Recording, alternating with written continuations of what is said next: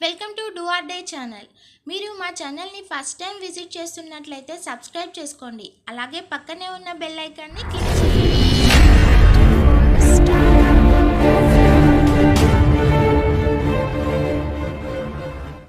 ఈరోజు మనం TSRJC CET notification గురించి చూస్తామండి. 19న టీఎస్ఆర్జేసీ సెట్ విద్యాశాఖ పరిధిలోని 35 గురుకులాల్లో ప్రవేశాల కోసం ఈ నెల 19వ తేదీన టీఎస్ఆర్జేసీ సెట్ను నిర్వహించనున్నట్లు గురుకులాల సొసైటీ కార్యదర్శి సత్యనారాయణ రెడ్డి తెలిపారు.